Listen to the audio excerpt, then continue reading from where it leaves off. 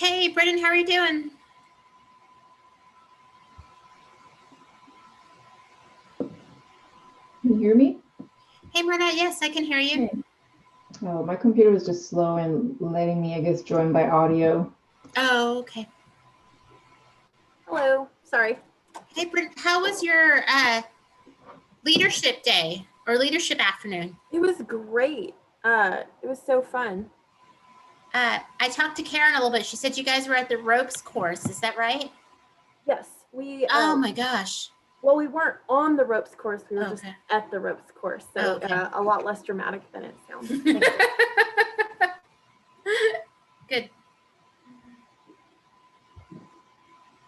Didn't have to use any of my my college skills today. different skill set.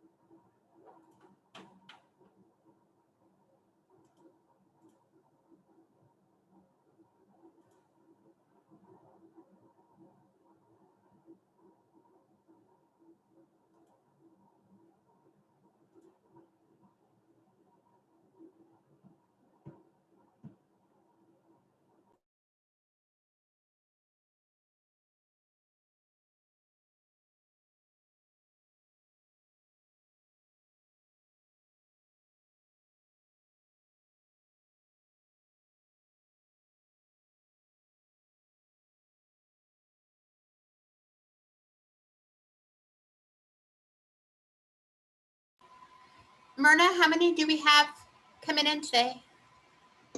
Sorry? How many commissioners do we have coming in for the meeting today? I believe we have 5 total, 2 alternates and then the 3 full commissioners. 3 full commissioners. So you'll need to move one of the alternates to voting. Is that right? Yeah. Okay. Is it Pam Mitchell's turn this time? Yes. Wonderful.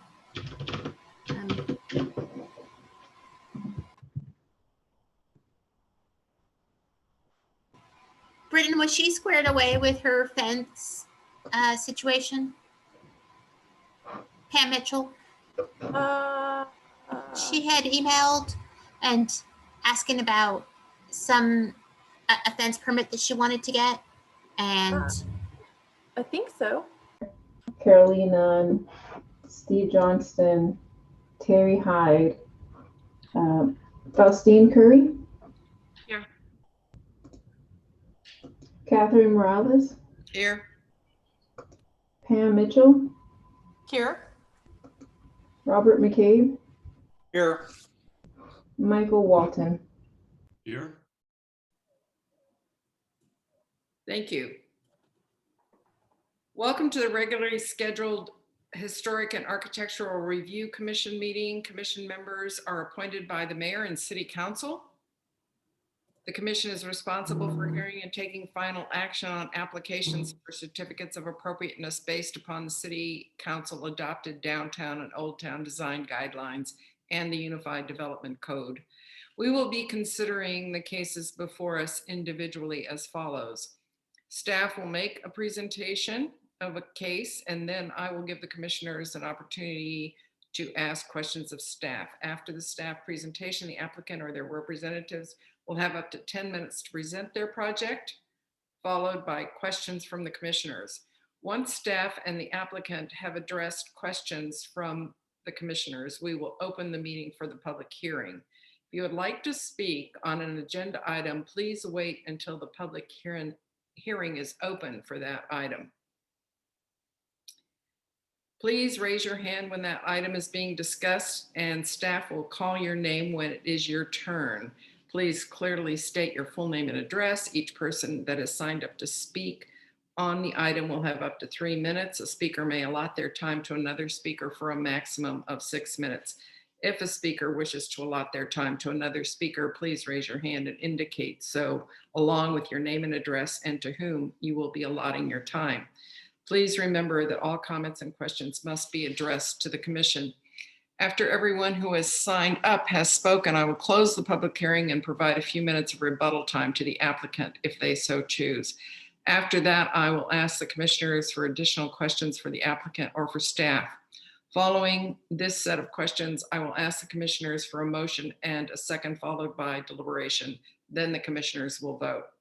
If the applicant or a member of the public has questions or concerns following a vote on an agenda item, please communicate those to the recording secretary so that staff can follow up with you. First, I'd like to mention that Michael Walton is a new commissioner joining us for the first time, so welcome. Thank you. And to achieve a quorum today, it is Pam Mitchell's turn to be promoted to a voting commissioner at this meeting. So Robert, thank you for listening in.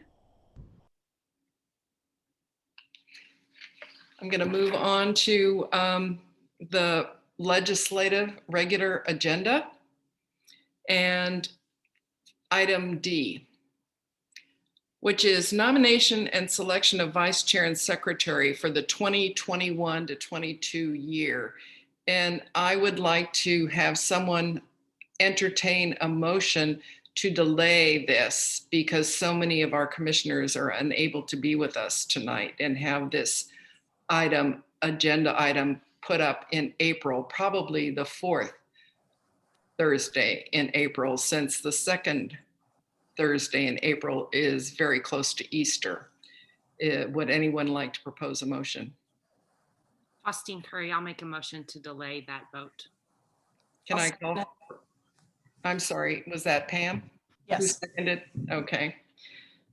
Thank you very much. So we have a motion and a second.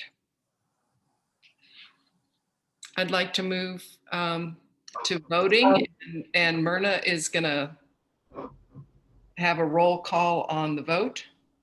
Yes, thank you. Faustine Curry, Yes, on motion. Catherine Morales, Yes. Pam Mitchell, Yes.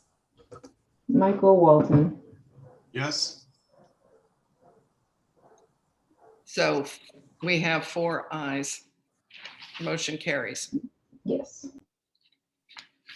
I'm going to move to legislative regular agenda item E. Discussion and possible action to approve the meeting time, date, and place for the 2021-22 year. And again, I would like to entertain a motion to delay this. Faustine Curry, I'll make the motion to delay. I'll second. Thank you. Motion from Faustine, second by Pam. Myrna, want to make a roll call on that one? Yes, Faustine Curry, Yes. Catherine Morales, Yes. Pam Mitchell, Yes. Michael Walton. Yes. So 4 approvals. Next item agenda F, consideration and possible action to appoint a new member to the Historic and Architecture Review Demolition Subcommittee.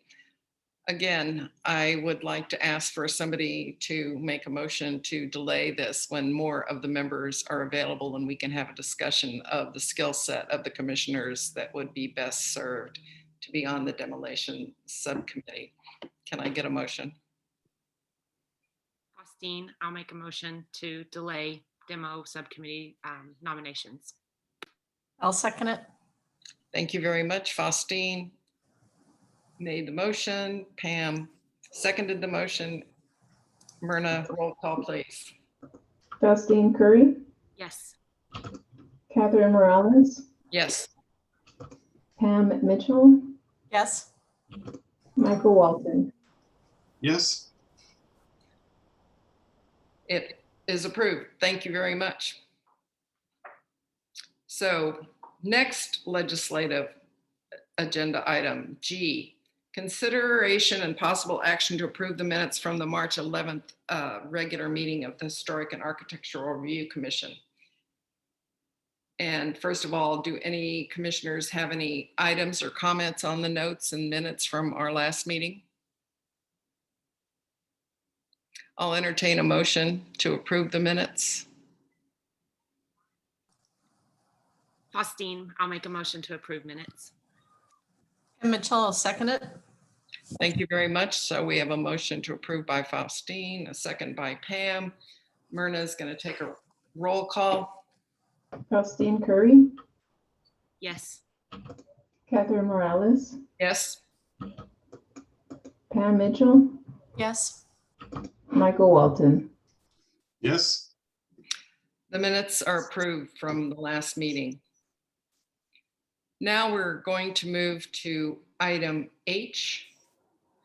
Public hearing and possible action on a request for a zoning map amendment to rezone approximately 0.33 acres, being all of the lots 1 and 2, Block 22, Glasscock Addition, from the Old Town Historic Overlay Zoning District to the Downtown Historic Overlay Zoning District for the property generally located at 1004 South Church Street, 2021-1-REZ.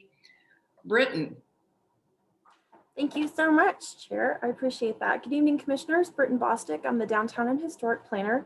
And you don't see very many rezonings in Harc, but we do have one for you this evening. And so this is for the property at 1004 Church Street. It's at the corner of Church Street and East 10th Street, and right directly behind or to the east of Main Street Baptist Church. If you're familiar with the city parking lot that takes up the block to the north, the Wilco tax office across the street from that, you know, that parking lot is used a lot for both the tax office and the downtown. And so if you've seen the yellow 2-story house, that's the one that we're talking about today. To show an aerial map, we've got a red box highlighting the structure. You can see 2 structures on the lot currently. There is the historic house, and then there's also a detached garage that's not historic. It's a more recent addition. So you can see this is in an area where Old Town transitions to the downtown. And we see that on our future land use map. So I'm going to step through a few slides that we don't see a lot in Harc, but that we do see with rezoning requests. So I'm going to start with our future land use map. And the future land use map helps us to identify not just what is on the ground today, but where we're looking to go in the future as Georgetown goes through time. So this property is located right at the border or the intersection or where these 2 different areas meet. Special area, or the area denoted in the blue, is what we use for the downtown, because it truly is a mix of uses that you don't find very many places in town. Special area is particularly well suited to the downtown because we know it's very special, but we do see this designation in a few other areas that tend to have a mix of uses. And when I say mix of uses, it's residential and commercial usually. So the downtown is designated as a special area, and the blue that you see in the map follows the border of the Downtown Overlay Historic District, our special zoning district for the downtown. Mixed density neighborhood is what we commonly designate our residential neighborhoods, or single family residential neighborhoods. We have a lot of those in Georgetown. We have a lot of those historically. If you're really familiar with Old Town, you know that Old Town comes with a lot of surprises and quite a bit of diversity, not only in housing, but where some small neighborhood scale commercial pops up. So the mixed density neighborhood kind of captures, sometimes there are smaller scale apartment complexes, sometimes there are duplexes, sometimes there are little commercial areas or commercial nodes. And so this is kind of sitting at the crossroads of 2 kind of very special areas for us. And what that looks like, if you look a little more closely, how we define mixed density neighborhood, or what this property is designated today, is that it provides for a variety of housing types within a traditional neighborhood setting. So you might see duplexes, townhomes, maybe a little bit of multifamily. You're probably going to see a lot of single family, and that's what we see here. You have compatibility between different housing types, being able to be achieved through different things like development standards for lot sizes and setbacks, we know that in this area, we have the certificate of appropriateness process and we apply the design guidelines. So in the historic districts, we have even kind of more guidance for compatibility than non-historic or non-historic designated neighborhoods would in town. These are areas that can have transitions of land uses. And so when we say a transition of land use, we're often talking about transitioning between residential and commercial, which is kind of what's applied here. So this particular mixed density neighborhood, the Old Town area, has a fairly low ratio of commercial. It's primarily residential. And in a previous presentation to the Planning and Zoning Commission, the planning staff shared that right now, Old Town is maybe around 8% commercial, whereas you see a target ratio here of 20% non-residential, if you will. So we see single family home types, maybe some duplex, maybe some townhomes, small apartment, et cetera. And you can have limited kind of scale commercial. Special area, or what the downtown overlay is, and kind of what we're talking about today, is a unique destination emphasizing retail, office, and entertainment uses. So this is an area that's not putting the same emphasis on residential uses. We're looking at building design, landscaping, and public spaces a bit more, and pedestrian-oriented places. So where you can have shared parking and then walk to access various places. So probably having mixed use, which could mean high density residential and retail, and secondary uses, residential, office, commercial, recreational, and civic uses. So a little bit different ways that we look at that. And I wanted to share all of that with you, commissioners, because this is a rezoning. So those are kind of the vision that's set up for this particular area, the vision that's set up for special area and for the mixed density neighborhood designations. But what we're here to talk about tonight and for you to consider is a rezoning request. And so there are multiple parts to this rezoning request. The base request, what the property owner is looking to achieve is to rezone this property from residential single family, which it is today, to the mixed use downtown. And so here on the zoning map, we see, again, blue on the left and a yellow on the right. The blue indicates the properties that are zoned mixed use downtown currently. And then the yellow indicates the properties that are zoned RS, or residential single family, currently. This property is RS. According to our Unified Development Code, if a property is zoned mixed use downtown, it also has to be within the downtown overlay district. So you can see kind of a dark dashed line between the blue area and yellow area. That is the border also between the downtown overlay historic district and the Old Town overlay historic district. So just want to make sure everybody's able to see the current zoning, where Old Town is, where downtown is, and that the property owner is requesting a zoning change that would require the property to come into the downtown overlay, where it's currently in Old Town. So this is the first public hearing for this request. Following Harc's consideration, it will go to the Planning and Zoning Commission. Harc looks at whether or not to include the property in the downtown overlay district. So that's kind of a special task that's assigned to Harc. The Planning and Zoning Commission will look at the mixed use downtown zoning request. And so Harc is kind of not assigned by council to look at uses from a zoning perspective. That role has been assigned to Planning and Zoning, but Harc has been designated the responsibility and task of providing a recommendation to the council on whether or not to include properties within historic zoning overlay districts. And so that's the request that's before y'all tonight. I do get to get into the history of this property, which I really enjoy that opportunity, but wanted to just kind of pause for a minute on the different aspects of the zoning request. So Harc will make a recommendation, the Planning and Zoning Commission will make a recommendation, and then council will consider those recommendations. They'll hold a first reading of the ordinance for rezoning and a public hearing. They'll make a decision on that first reading, and then they'll have a second reading of the ordinance and make a final decision. So this application will have 4 total meetings and 3 public hearings before it goes to its final step. And so the downtown overlay district, or what the commissioners are considering tonight, is intended to protect the aesthetic and visual character of the town square and the rest of the downtown. So we talk a little bit about this in the certificate of appropriateness applications, but our downtown is divided into two different areas. Area 1 is the 9 blocks that surround the courthouse square.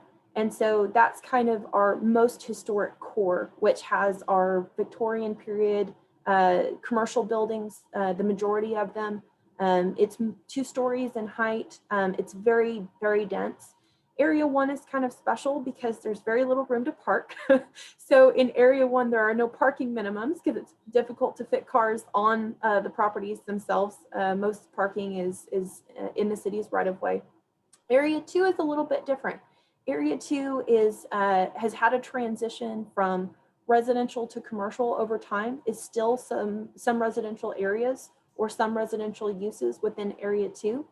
Area 2 has a different parking ratio also than you might see other places in town. So there are parking minimums, which means that commercial development must provide parking according to the ratio that's set for Area 2. For every 500 square feet of gross floor area or building area, one would need to provide 1 parking space. So if a building, for example, is 500 square feet, only 1 parking space would be required.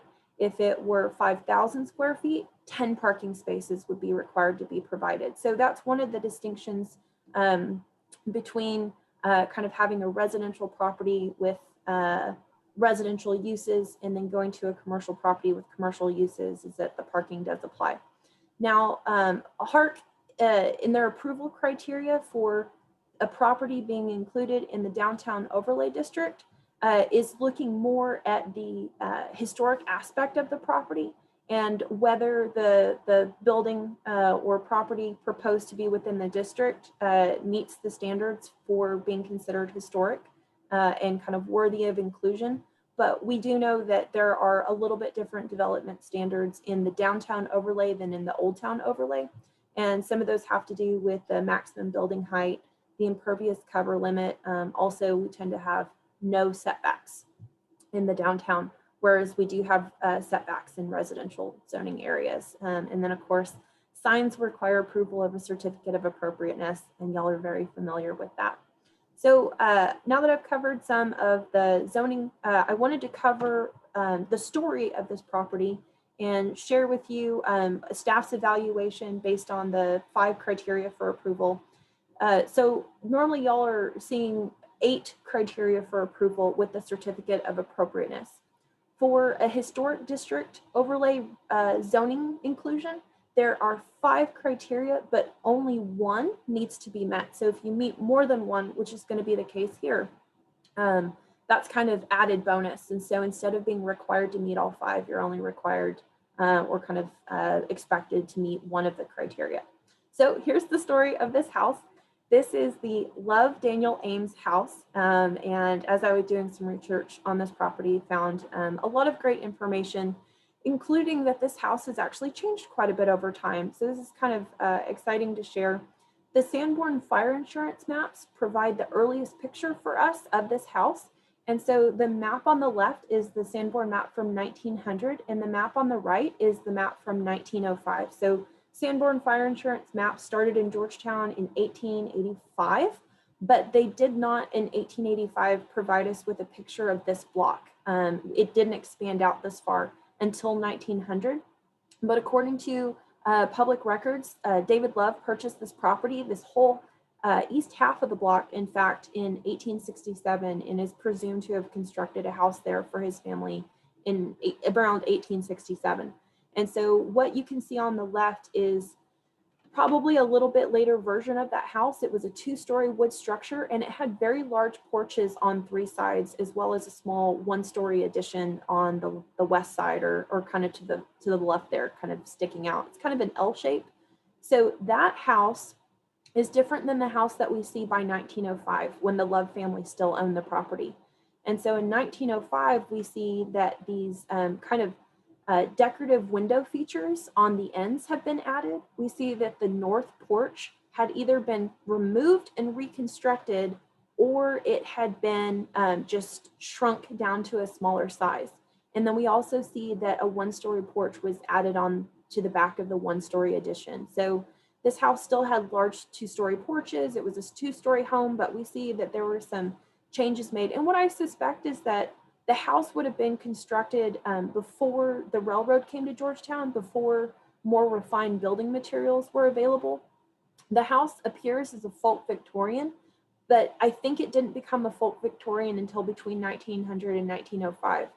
They were probably updating the house to be popular with the style of the time. So this would have been turn of the 20th century when we see a lot of Victorian period houses go up. I don't know that it ever quite met the kind of the decorative Queen Anne style, but it does appear that the house went from maybe a little bit, Texas is still a bit the Wild Wild West, Georgetown is still a bit the Wild West in the 1860s, and then it comes to a more refined appearance there by 1905.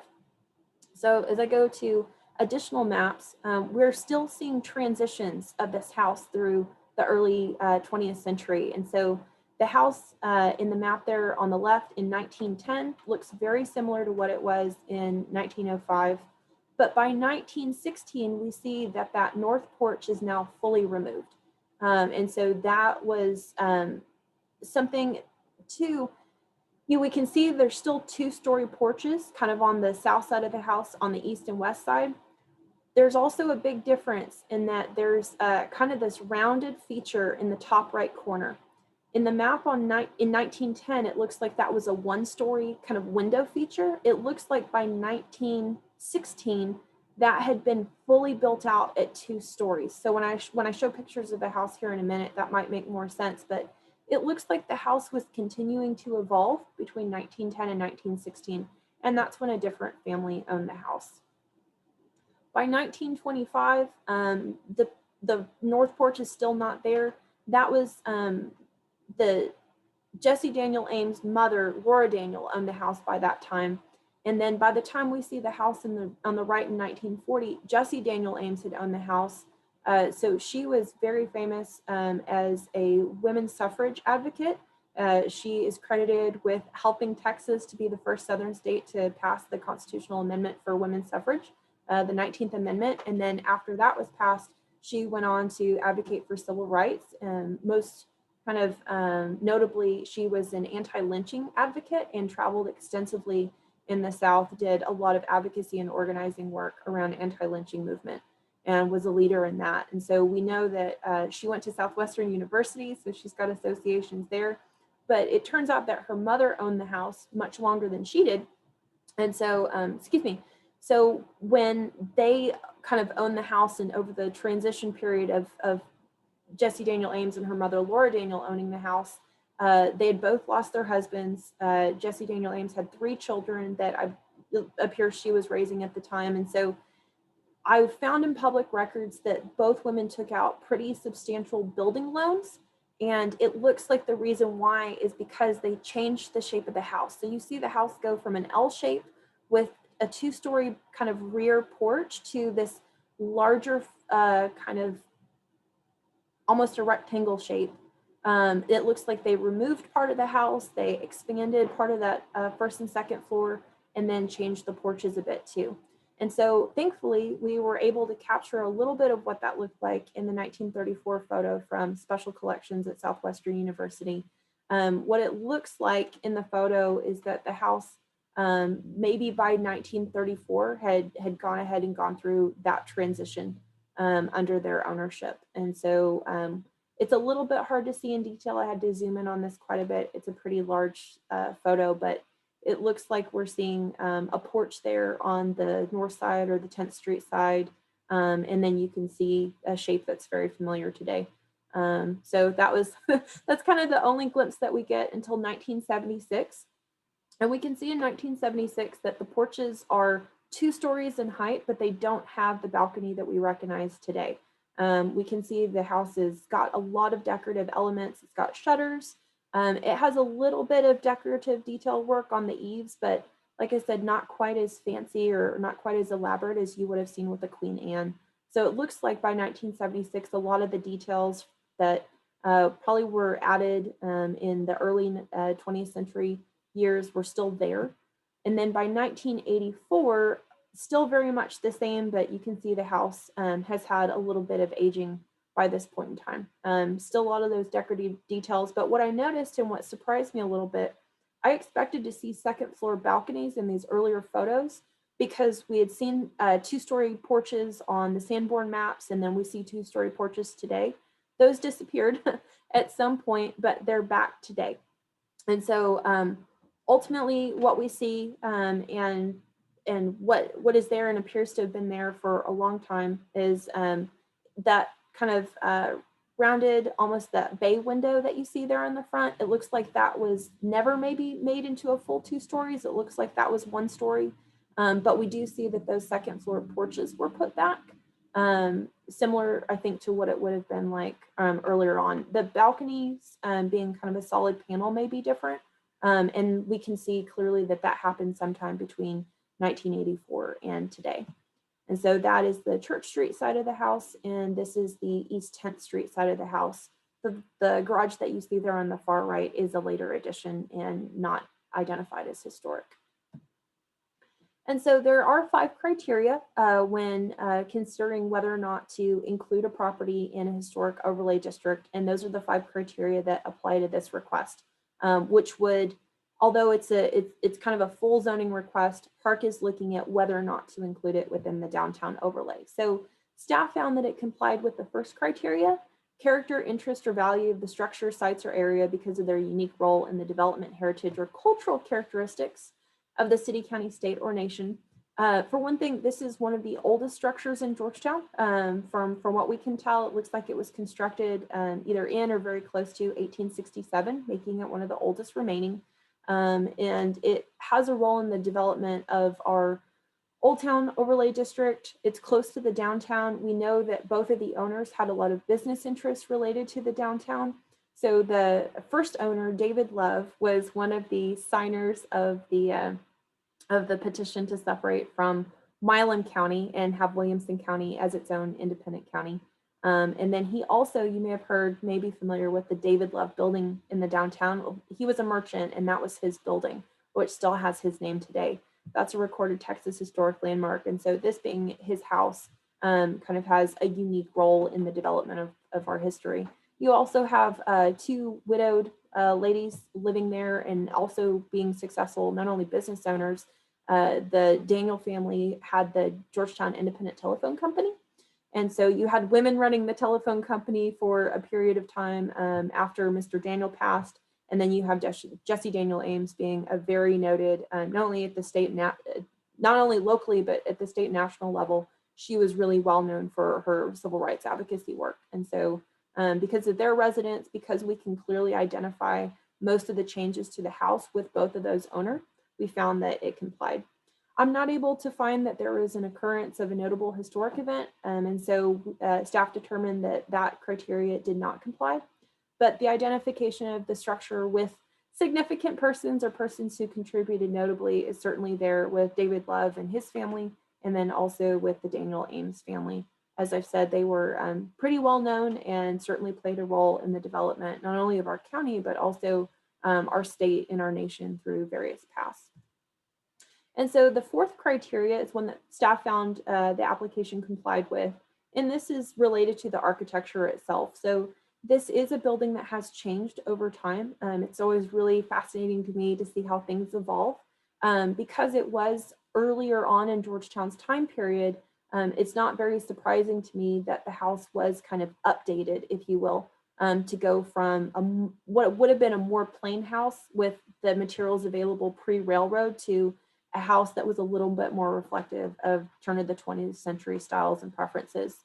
I was a little bit surprised that the Daniel Ames family did not make changes to the style that updated it even more. It seems to have kind of stopped in that folk Victorian period. It didn't progress into something that would have been a craftsman style or maybe a neoclassical style or other kind of style that we've seen in our historic districts. It looks like it stopped at folk Victorian, but they did change the footprint quite a bit. The story of this building is really one that is worth capturing, not just because of the people, but because of the size of the structure the longevity of the structure, and the materials and architectural features that were used to create it. And finally, the fifth criteria captures whether or not there is expected to be any archaeological value, similar words. So we don't anticipate that there would be any kind of archaeological value available through this site. There's not expected to kind of uncover any buried treasure. Fun as that would be, staff found that in that regard, it didn't comply. So according to our notification requirements, 21 property owners were notified with letters.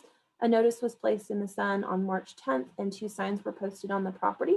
To date, staff has received no written comments in favor and 2 comments in opposition. So one of those comments was posted with the agenda, and Commissioner staff has received an additional comment opposed, which you should have received via email. And so in summary, this is a public hearing and possible action on a request for a zoning map amendment for lots 1 and 2 of Block 22 Glasscock Edition to go from the Old Town Historic Zoning Overlay to the Downtown Historic Zoning Overlay. And then per our UDC, on this particular request, the Historic and Architectural Review Commission shall hold a public hearing and then make a recommendation to the City Council. And so when y'all make a recommendation, what that looks like is something you will be familiar with, recommendation of approval with conditions, or recommendation of disapproval.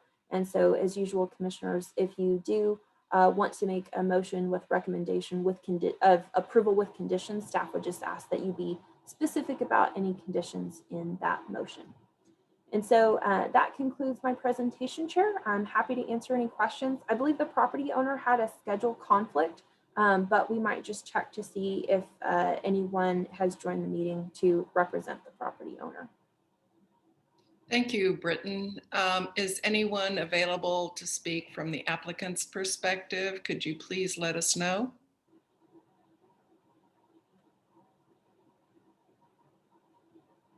I'll take that as a no unless Myrna or Sophia see anyone who's joined. We have a David Eid, excuse me if I'm not pronouncing that correctly, who has joined. I don't believe that is the applicant. Britton, please correct me if I'm wrong, but that's the only other person that we have that signed in after the meeting had started. No, this is David Eden, and I'm not representing the applicant. Okay, thank you. So thank you, Britton. So questions, comments from the commissioners for Britton? Britton, I just wanted to ask a couple questions. So we're talking about a changing what overlay district. The scope of our purview is the overlay district. So if it's downtown or Old Town, correct? Yes, ma'am. And that what I understand is that with the change, there are a couple of notable impacts or guideline changes, and one has to do with the no setbacks and the other has to do with any signage. And the third is that it's no longer just residential, it can be then anything. It can be anything within parameters, but it opens it up, correct? So with the downtown overlay comes standards specific to, so the way our code is broken out, I'll try to answer in a kind of a good order. So the way our code is broken out, there are kind of use standards related to being in mixed use downtown zoning. And so anything related to how the property is used, whether it's residential or commercial, things like that, that belongs with the mixed use downtown zoning. The development standards, so what would apply if this property were rezoned to be within the downtown overlay is the building height maximum would change to 40 feet. In the Old Town overlay, currently it's 35 feet. And so the setbacks are generally assumed to be 0 in the downtown overlay, but there's a little bit of a caveat with that, if I may. Setbacks are actually determined by the base zoning district. So right now, since the property is in residential single family zoning, it has a 20-foot front setback, 15-foot side street setback, 6-foot interior side setback, 10-foot rear setback. If it goes to mixed use downtown zoning, the mixed use downtown zoning does have 0-foot setbacks. And so one can build to a property line, which reflects the more urban character of the downtown and kind of a future look at development and infill construction. So the building height and the setbacks are two key changes, but it's really the building height that's going to change with the downtown overlay. The setbacks, the biggest change is going to come not from the downtown overlay district zoning, but from the mixed use downtown zoning. And so that's where too, right now we have a building height limit of 15 feet at the setbacks in the Old Town overlay district.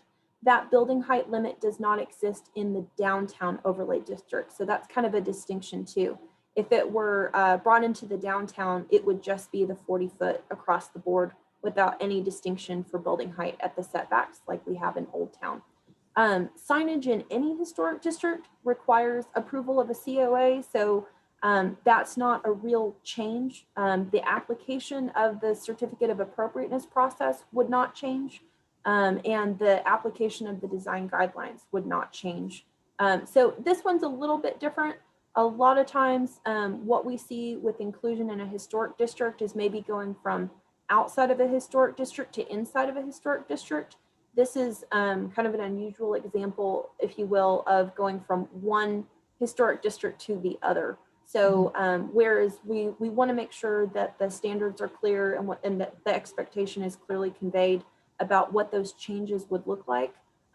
Your approval criteria is based on identifying historic characteristics of the site for inclusion in a district that provides protections, but in this case, those protections to a great extent already exist, if that makes sense. And I think you had one more question. I apologize. I don't think that I answered. I don't remember what it was, but I do have a third question, which is Sure.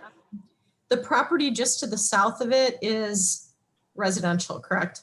That is correct. It is also zoned residential single family. And so currently, right now today, the east half of this block is residential single family with two high priority historic structures. And then the west half of the block is the mixed use downtown, and that is the Main Street Baptist Church property. Right. Okay, thank you. Yes, ma'am. Any other commissioners have any questions for Britton? Any discussion? Yeah, this is Michael Walton. And Britton, I apologize if I'm asking you to repeat, because I think Pam just asked the same questions I was going to ask. That's okay. But just to be clear, all we're being asked to do is vote on whether or not to change the district in which the property resides. Is that correct? Essentially, yes. And so make a recommendation to the council on whether the property should be rezoned into the downtown overlay district. Okay. And I followed everything you just said about the other part of Pam's question, so I won't ask that again. But I just looked, because I was curious as well. The property directly to the south of it is residential, and one of the comments didn't come directly from them, but it was from someone else who included that address. So I mean, I think that's important as far as the immediate neighbor, as far as how they feel about it. But the next question I have, which hasn't been asked yet, if I look on this map you're showing now in the lower left corner, there's a small RS yellow box, which I assume represents the same as all the other RS, but that one is in the downtown overlay, correct? That's correct. And that particular property, which is located on Rock Street, has a rezoning request underway. It's had 2 of its meetings. It'll go to council for second reading of the ordinance. So just so that everybody knows that property. It was a single family residential property for a very long time. A certificate of appropriateness was presented to Harc back in November, and Harc approved demolition of the structure that is kind of the only remaining residential single family zoning within that area and along Rock Street. And so it's being requested to come into mixed use downtown currently. A final decision by council still needs to be made on that rezoning. If so, it would kind of come into mixed use downtown like a lot of other properties. That one is already fully within the downtown overlay district. And so the reason that Harc did not see that rezoning is because there was no change to the overlay required with that rezoning request. So it looks similar, but it acts a little bit different just because it was already there. What mixed use downtown zoning does offer is the ability of a residential single family property to consider, to continue as residential single family. So something kind of special about mixed use downtown is it's one of the very few primarily commercial zoning categories that also allows single family residential. So just to help elaborate, if that property or this property were to be rezoned to mixed use downtown, the residential single family use could continue and it wouldn't be a conflict with the zoning. So clearly you're reading my mind, because that was my next question. If we were to approve this, but the zoning request did not, what would happen? And I think you just answered that. So there are a few parts. And so Harc will make a recommendation on this request. It will go to the Planning and Zoning Commission next for a recommendation on the mixed use downtown zoning. They'll consider, so that's the use base. Right now with residential single family, one wouldn't be able to use this for a commercial office. It could be used as there could be a home-based business use as an office, but not as kind of a larger scale commercial office. It wouldn't be able to be used for retail. It wouldn't be able to be used for restaurant. It wouldn't be able to be used for any of those things in residential single family. So the Planning and Zoning Commission will consider a recommendation on the use part of the zoning question, and then council will consider both together, and staff will present kind of both pieces together to the council because they'll make the decision on the rezoning as a whole. The reason that this needs to come into the downtown overlay district, and the reason that that's part of this request, is our code requires it for mixed use downtown. So for example, if this rezoning were to go to a non-mixed use downtown, an office, for example, I'll just use an example. If the request were for office zoning, it could still be in the Old Town overlay district because office zoning doesn't have to be in MUDT. If we did that, then we'd have MUDT district all over the city of Georgetown, everywhere we have office. So MUDT is the special zoning just for the downtown. It doesn't exist anywhere else in Georgetown. And in order to protect properties that are in the downtown zoning, it's also expected that they be in the downtown overlay to make sure that we can apply the design guidelines and the certificate of appropriateness process, essentially. This is just one of those a little bit different situations where it's already in a protected district and is going into a similar protected district, but as Commissioner Mitchell pointed out, with a little bit different zoning standards that would be applied. But it opens, if we change it, does it mean that, well, it's residential now? Is there anything that we're doing that would keep it from, I mean, I want to make sure I'm not doing what planning and zoning needs to do, but, you know, let me just tell you, I think the property needs to be protected. And the question is, we only have purview over so much, and I'm trying to figure out what's the most protected decision, and I'm not exactly clear on that.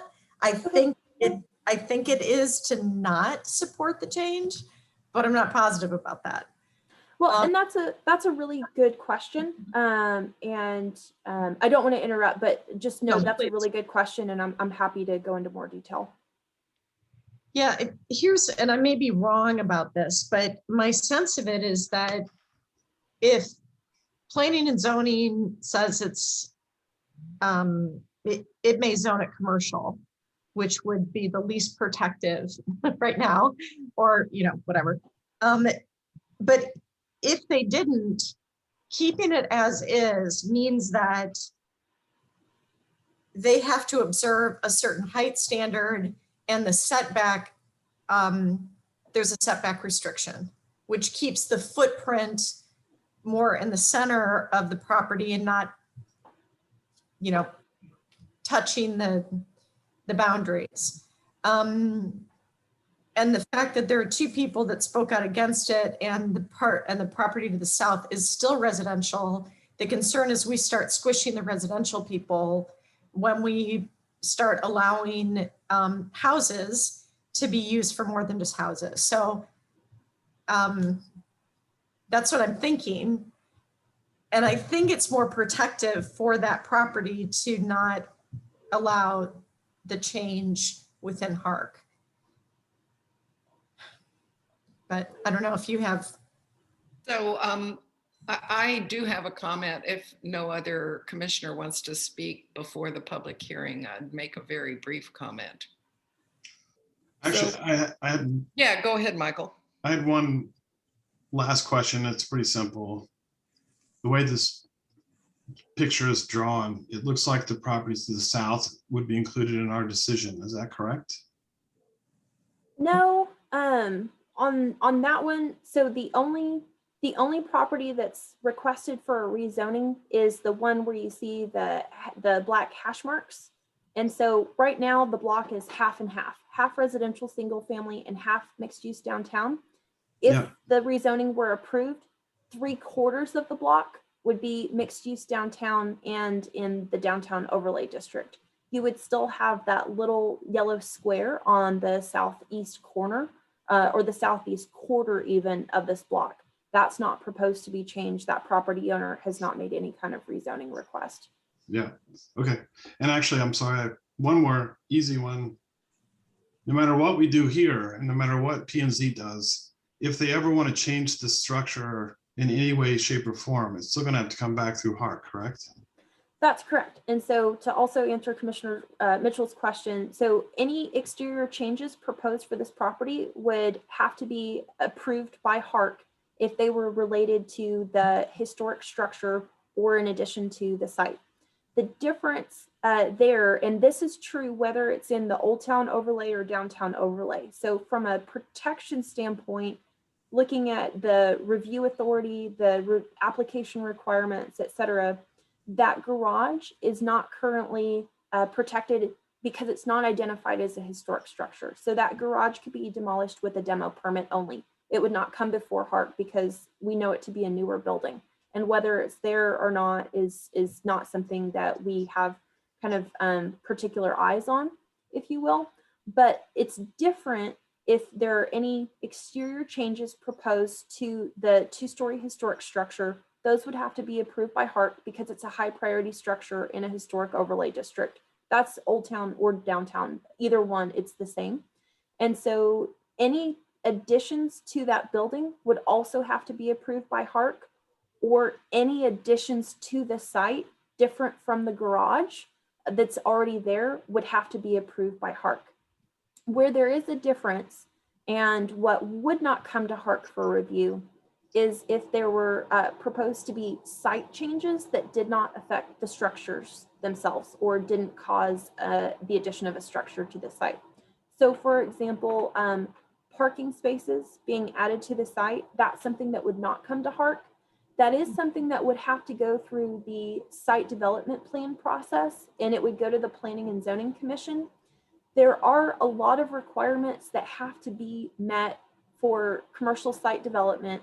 And if a commercial site is next to a residential single family property, there are buffer yards for that. So for instance, one wouldn't be able to build right up to the property line for the residential single family property. There would have to be a minimum 10-foot buffer yard there. So from a protecting the structure standpoint, essentially nothing would change because Harc still has review through the certificate of appropriateness process, and the design guidelines are still applied, which include a consideration of the context, the impacts to the existing structure, impacts to the character of the neighborhood, et cetera, et cetera.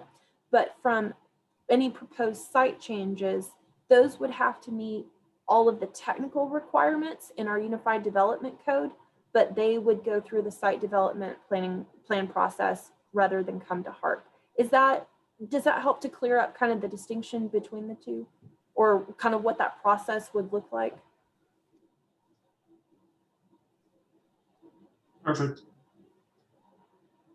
Okay.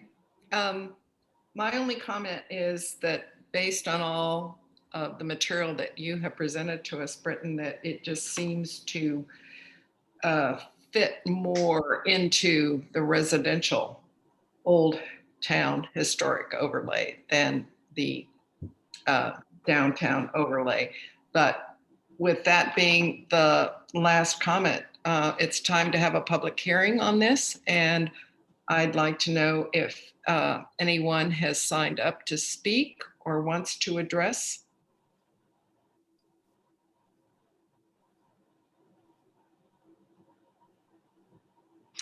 All right. Hearing no one, I'm going to close the public hearing. And any additional questions we have or comments from the commissioners for Britton? I have a question, but maybe it's procedural, or I'm not sure what you call it. As far as Go ahead and ask. yeah, as far as making a motion with conditions. So based on everything that Britton has said, I feel, and listening to all the other comments, I feel like the property is protected no matter what happens. But I also feel like all we're being asked to do is change where that line is drawn. So I would like to know if what I'm about to say is possible, or if there's, another way that we can do it. But making a motion to approve it with a condition that if the subsequent zoning request is not approved, then it reverts back to the current state. So Britton, you have to address whether or not any of this is possible, since the only thing we're going to do here is recommend approval or recommend denial. I'm not sure if we can recommend a condition in this one.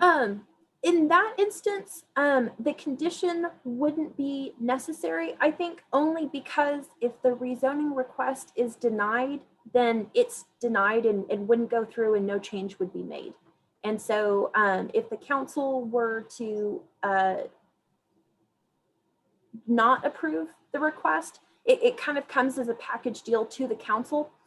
This is a little bit tricky because it's coming in pieces both to Harc and to the Planning and Zoning Commission, but it'll go to council as one piece together. And so the council won't be voting on distinctions. They'll be voting whether or not to rezone, period. So if they vote not to rezone it, then it wouldn't be in the downtown, but also be residential single family. It would just remain residential single family within Old Town, and no change would be made. The council would have to kind of make that change as one single vote, if that helps. So, but the flip side of that is also the case. So if we deny it, the planning and zoning can still say it's whatever, commercial, and city council has the final decision on whether or not to accept that. That's correct. Okay, so yeah, and I'll just stop. So can we make a motion now or not make a motion? So I defer to your chair. So if there are any other questions or comments from the commissioners before I ask for a motion? Okay, I'm going to request a motion. I will make a motion to deny this request. And specifically because I think our responsibility is protection of this. And I think that even if it gets overturned at city council, I think it sends a message that we're going to be paying very close attention to this property. It's also substantiated by the fact that it is, if we allow it to go forward otherwise, it makes business possible And it leaves that other property owner in an uphill battle to preserve their residentialness. And there's also 2 comments against it and none before. So I feel like the public, to the degree that they have spoken against moving this forward. So we have a motion from Mitchell, Commissioner Mitchell, to deny. Is there a second?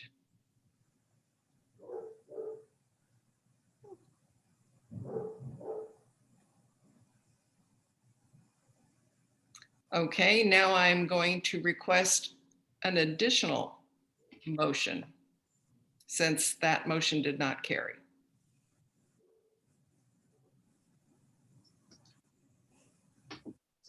So again, I have a question before I ask, just for clarity, Britton or Sophia, whoever. If we approve this, we're moving the line. If P&Z denies the rezoning request, then our decision is made null or invalid. Is that correct? It's if the council does. So the Planning and Zoning Commission won't make a final decision. They'll only Right, make they a recommend. recommendation. Mhm. Correct. So it'll be the council's decision for final approval or denial. Okay, so then the opposite is also true. If we possibly, and this is the part I'm not sure about, if we were to deny this right now, would it move forward? It would. And so what happens is y'all will ultimately vote on a motion, approval, denial, approval with conditions. The conditions usually have to be specific to the portion of the request that is for you to make a recommendation on. But let's say you recommend denial.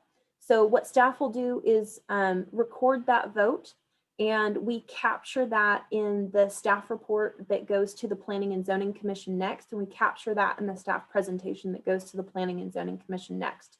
And we share with them what your recommendation was and what the vote is, so that they have that information as they review this request and make a decision on a recommendation. We then capture both Harc's recommendation and vote and the Planning and Zoning Commission's recommendation and vote, and share that with the council and say, council, this is the way that Harc voted. Council, this is the way that the Planning and Zoning Commission voted on their recommendations for your consideration as you kind of deliberate on this request. And so neither planning and zoning nor Harc will kind of keep an application from going forward, but that recommendation that y'all make is what gets captured in the record that's presented to the council for their consideration. Commissioner Right. Wallace, I have a question for Britton. Britton, there are only 4 votes capable today. What happens if it's 2 and 2?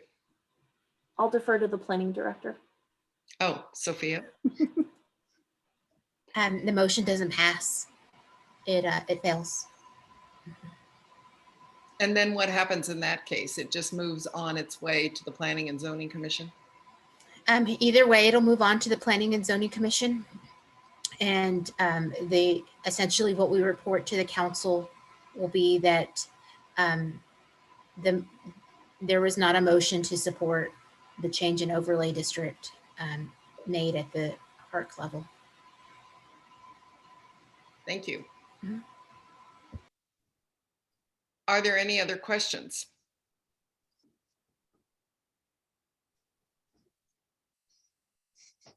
So can I request a motion from the floor, please?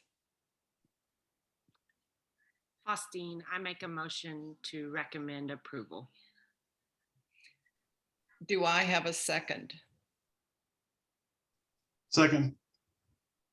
Thank you. So Myrna, roll call, please. Faustine Curry, Yes. Catherine Morales, Yes. Pam Mitchell, No. Michael Walton. Yes. All right. We have a vote, a motion and a second, and 3 to 1. So it Passes.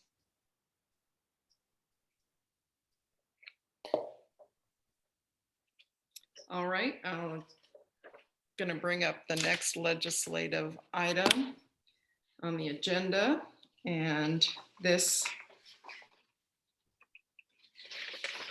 is item I, public hearing and possible action on a request for a certificate of appropriateness for a 6-foot 8-inch encroachment into the required 15-foot side street setback to allow a second floor residential addition 8 feet 4 inches from the side street north property line. A 3-foot 4-inch encroachment into the required 20-foot front setback to reopen an enclosed porch 16 feet 8 inches from the front east property line. A 5-foot 8 building height modification to the required 15 feet maximum building height at the side street north setback to allow a dormer addition of 20 feet 8 inches at the side street north setback and a new fence, railing, or wall that is inconsistent with the overlay district's characteristics and applicable guidelines at the property located at 904 Walnut Street, being an approximately 0.2597 acre tract of land out of the William Addison Survey Abstract number 21, also being known as a portion of Block 89, Dimmitt Addition, an unrecorded subdivision 2021-5-COA. Britton. Thank you so much, Chair. Britton again. And so just to recap everything that the chair just read, we have 2 requests for setback modifications, and those are related to the structure in its existing condition and where it sits currently on the site, which I'll cover. It looks like I have a missed bullet point here. It should have been a building height modification, again, related to kind of the existing location of the structure. And then a request for a 4-foot fence instead of the 3-foot fence that's kind of allowed without review by the Harc. And then this is a low priority structure. So the requested zoning and fence modifications are under Harc's review, but the addition to the house and the opening of the enclosed porch, because this is a low priority structure, are the Historic Preservation Officer's review. So 2 different pieces to this. And what Harc is considering this evening are the 2 setback modifications, the building height modification and the fence. But I want to go ahead and cover the whole project. So this is a house at 904 Walnut Street. What you're seeing is the architect's rendering of the proposed final design, including the fence. This is just to the east of the Hammerlin Center campus. If you've ever been down Walnut Street, you'll have seen that there's a little slip of a road at East 9th Street, and this house sits right on the corner there. So to go to the aerial view, you can see this is a low priority structure, and it's surrounded by a mix of low, medium, and high priority structures. Walnut Street really has quite a mix of housing styles and time periods. The high priority house there that we see is a Belford house. And it was really fun to discover that this was also a Belford house. So we know Charles Sanford Belford as the builder of large, beautiful Victorian homes. Some of our commercial buildings in the downtown, he designed the original City Hall. And so what we are a little bit, what is a little bit of a challenge to identify sometimes is Charles Belford's smaller, kind of more modest residential structures, especially if they've had a lot of changes over time. But public records show that this is a Belford house. On the 1916 map, it was just out of reach. It didn't quite make it onto the map. So I've got a square showing where the house should have appeared had the map gone a half block further to the east. But we do see it by 1925.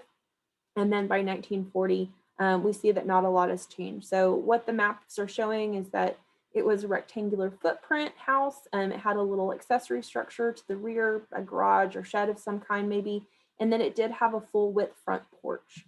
And so that was really informative as I was trying to understand the evolution of this property and why it was a low priority house, especially given once I found it was a Belford house. So back to our 1934 photo collection from special collections at Southwestern, we see the house not in great detail, but I think enough to see the house today is pretty similar to what it was then. There have been the addition of some accessory structures. There's a carport now, there's some utility structures on the site. But what was kind of fascinating to me is that This house has always been snugged up into the corner there where the streets intersect, and they at one point owned a pretty substantial part of this block. And so I wasn't sure why the house was so close to 9th Street when they had so much yard available. But you know, one of those unsolved mysteries for me that'll probably continue. By 1974, again, not a lot of changes to the property as far as the site goes.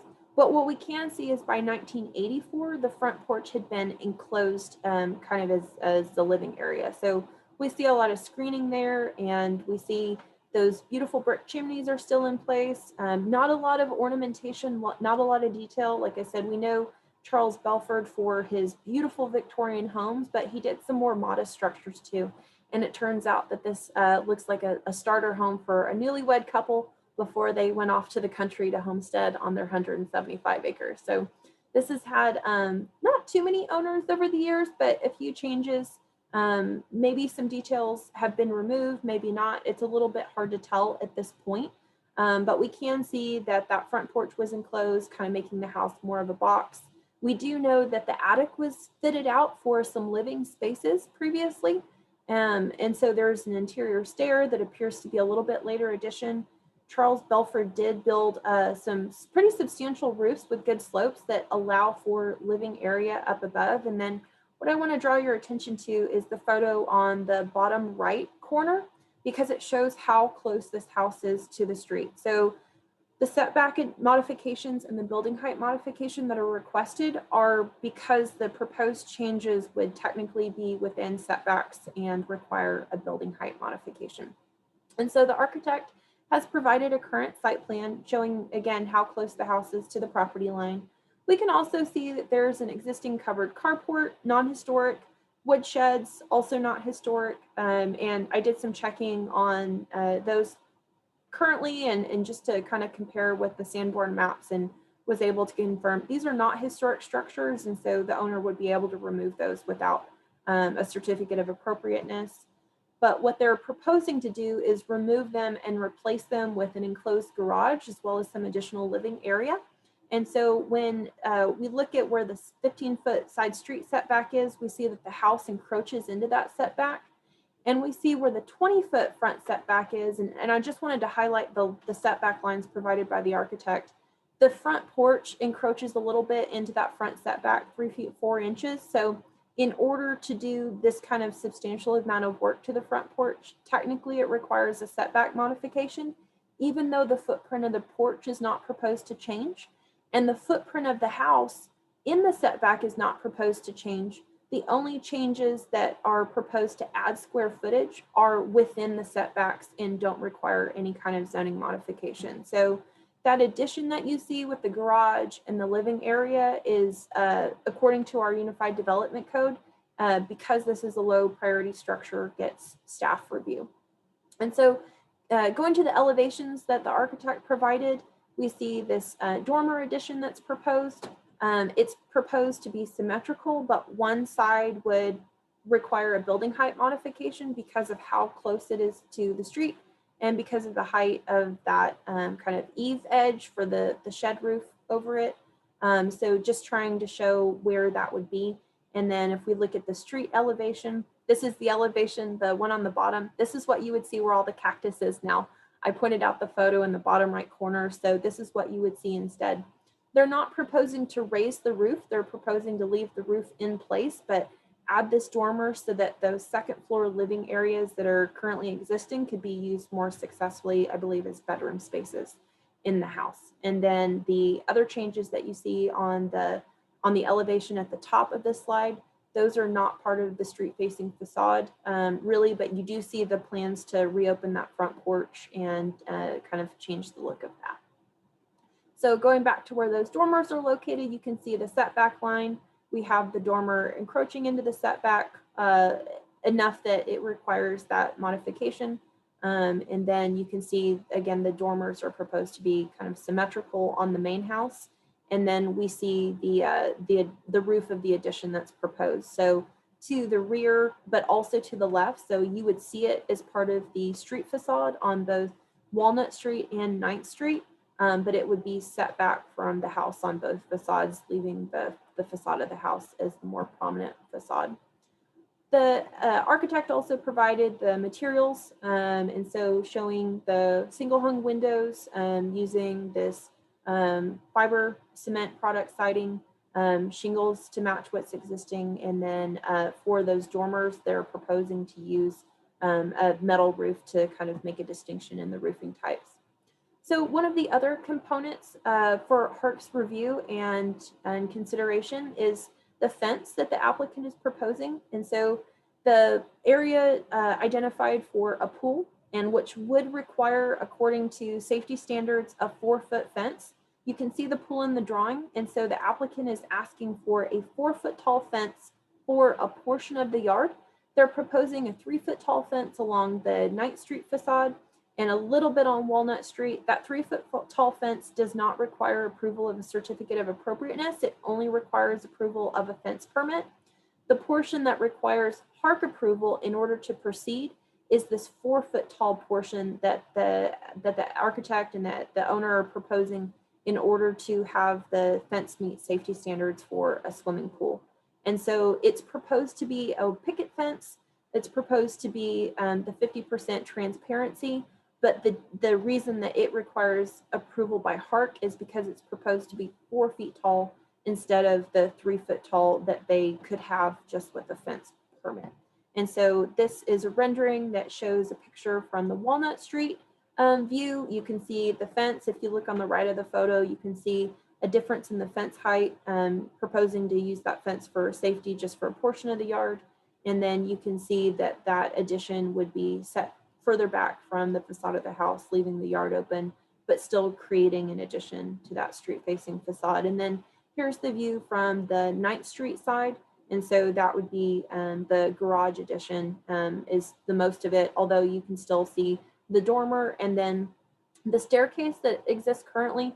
My understanding is not an original staircase, so it is a bit narrow and steep, and the property owner is looking to have a stairwell that would be provide more space to move and also to be able to kind of move furniture and other items up and down the staircase more successfully. And so here are some current photos of Walnut Street showing the property today and also surrounding properties. And there it is kind of at the corner of Walnut and 9th. So when staff reviewed the application, we found that the request either complied or I'm sorry, this is completely, this wasn't updated. I apologize. If you look at the staff report, staff found that it complied or partially complied with the applicable requirements. Where it says not applicable, does not comply, all of that, I apologize, commissioners. That should have been updated to reflect the staff report.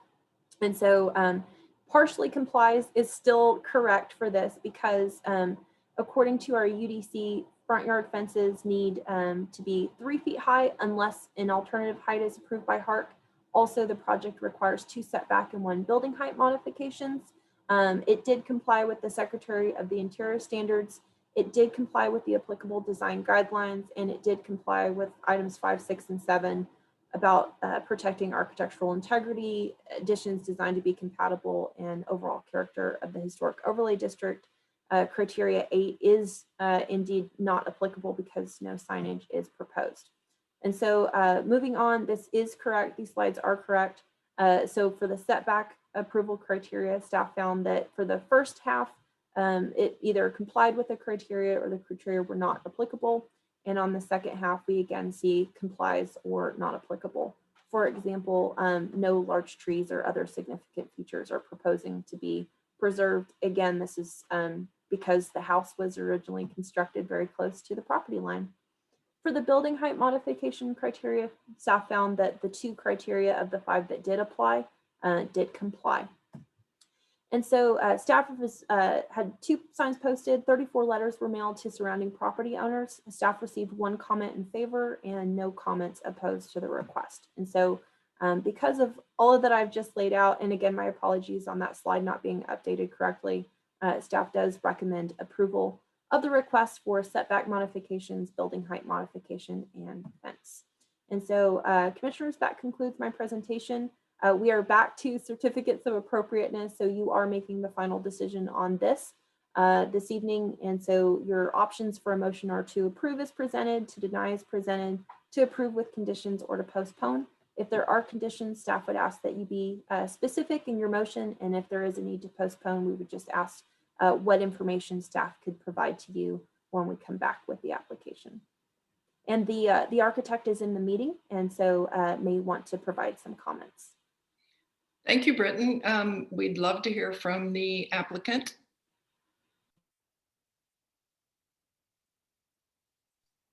Sorry, we had to unmute ourselves there. Yeah, we're here to answer any questions. Obviously, the portion that Britton did, she did a great job explaining the situation we were faced with, that, you know, obviously the owner wanted to be able to use the upper floor area of their home.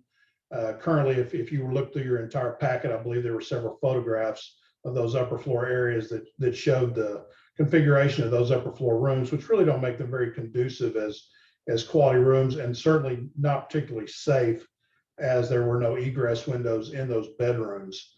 And so I've got Sydney Lemansky here with me. I'm Bryant Boyd, by the way. And she worked on the project along with the owners. And I wanted to give her the opportunity to speak on this as well. So if you have some specific questions, I was going to let her do that, and I'll chime in as needed. Are there any specific questions?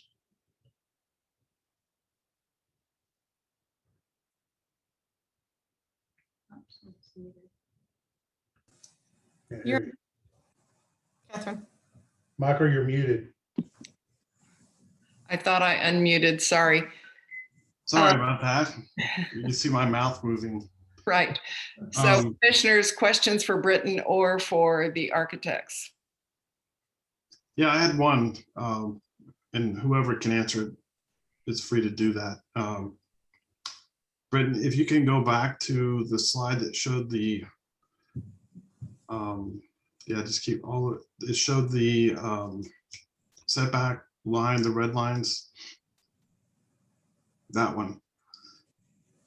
So on the northern part of this diagram, which is also the northern part of the house along 9th, that's the original house, correct?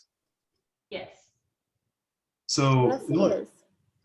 the only reason why I'm assuming that the setback line is there is because of the dormer addition. If this house were to be proposed to be built new today, it would also have to, that setback would also have to be approved, meaning as the house sits today, it doesn't comply.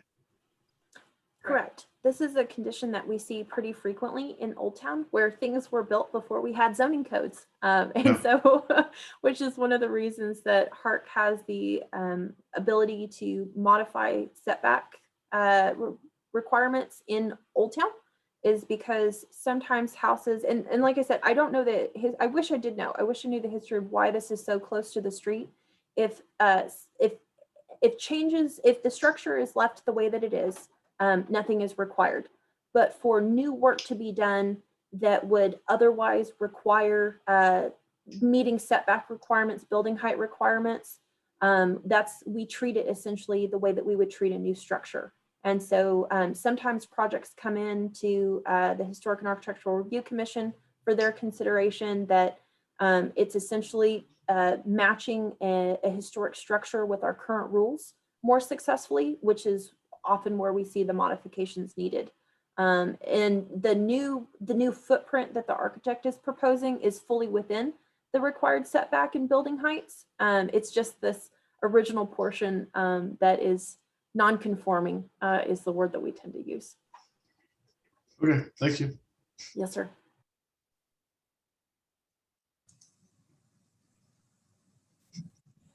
Any other questions from the commissioners for either Britton or the architects?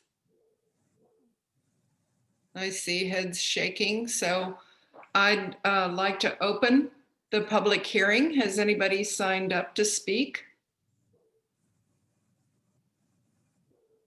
I see no hands raised, and I don't see anybody unmuting themselves.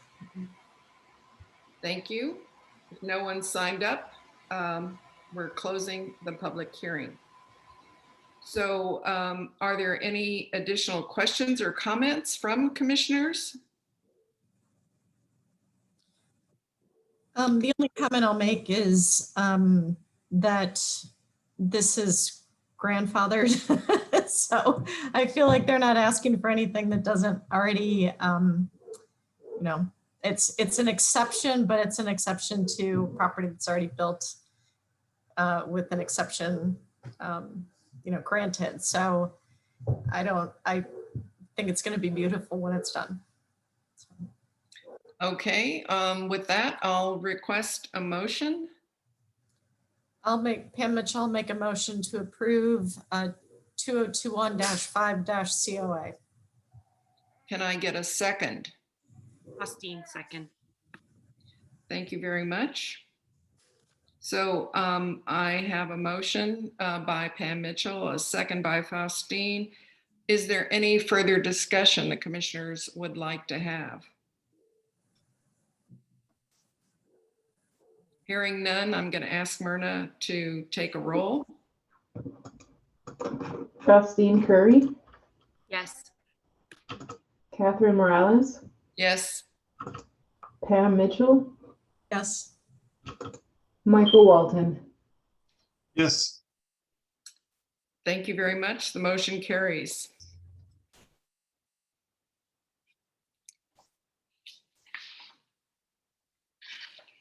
Legislative agenda item J. Updates, commissioner questions and comments.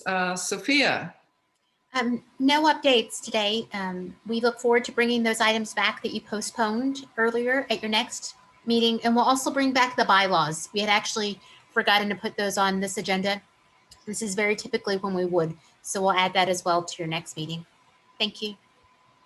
I'd like to make a comment that I thought Catherine did a great job as chair.